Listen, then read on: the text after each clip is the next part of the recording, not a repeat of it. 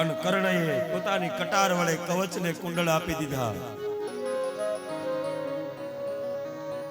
અને તોય શાંતિ ન થઈ, કારણ કર્ણ પાસે બ્રહ્માસ્ત્ર હતું.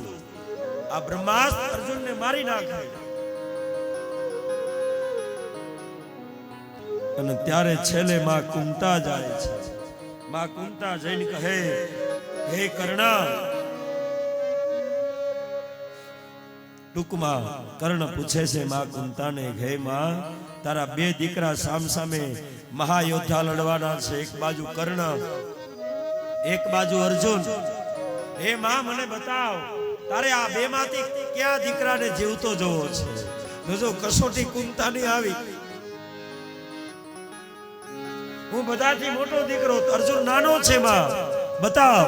અને ત્યારે કુંતાએ કીધું કે મારે અર્જુનને જીવતો જવો.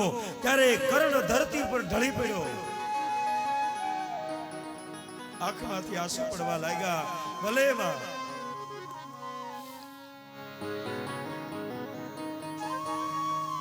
અને મહાભારતનું યુદ્ધ શરૂ થયું. ભગવાને શંખનાદ કર્યો. 18 દિવસનું મહાસંગ્રામ ખેલાણો. ભગવાને ગીતા ઉપદેશ આપ્યો. એક એક મહારથી વીર ગતિને પામવા લાગ્યા. 1 દિવસ, 2 દિવસ, 3 દિવસ થયા ને એટલે દુર્યોધને વિચાર કર્યો, મામા, આપણા પક્ષમાંથી ઘણા વીર ગતિને પામ્યા, કોઈ સામાન્ય નથી. એક બાજુ પિતામાં ભીષ્મ ઈચ્છાધારે મૃત્યુ. અરે ગુરુ દ્રોણ ખાલી ધનુષ હાથમાં લઈને ઉભા રહે ને, એની સામે કોઈ લડી ન શક્યા. ગુરુ દ્રોણ, કૃપાચાર્ય, જયદ્રથ, આ કોઈ સામાન્ય નથી.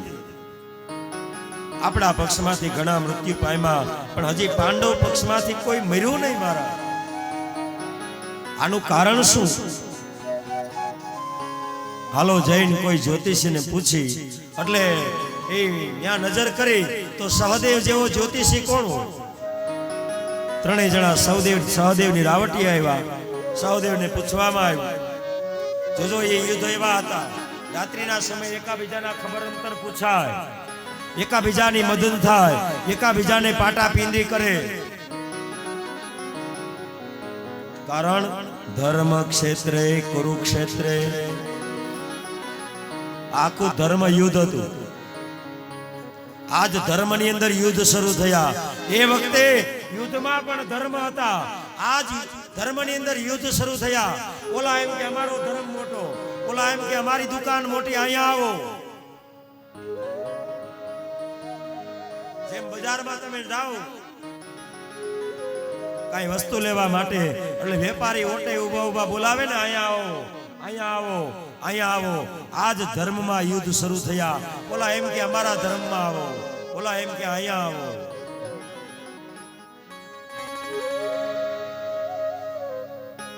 આ ધર્મ નથી.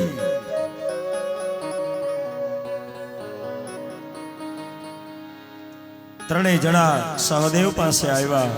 સહદેવને કહ્યું, મહારાજ, અમારા પક્ષમાંથી ઘણા વીર ગતિને પામ્યા, પાંડવો કઈ રીતે મરે? અને ત્યારે સહદેવ કહે, પાંડવો મરે, જોજો, સાચું તો કેવું પડે ને. ત્યારે સહદેવે કહ્યું, પિતામાં ભીષ્મની બુદ્ધિ બગડે તો પાંડવો મરે. પિતામાં ભીષ્મની બુદ્ધિ બગડે કઈ રીતે? કે કાંઈ એમાં કરવાની જરૂર નથી. એને કોઈ ચાંડાલના હેઠું તમે ખવડાવી દો ને, એટલે પિતામાં ભીષ્મની બુદ્ધિ ભ્રષ્ટ. ચાંડાલના હેઠું તો કે હા. ત્યારે દુર્યોધન કહે, ચાંડાલ અત્યારે ગોતવા ક્યાં જાઓ?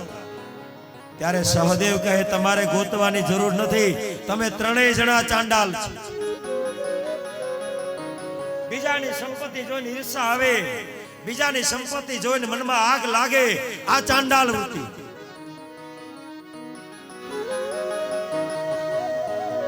તમે 3 જણા ચાંડાલ છો. અને પાછા હરખાણા.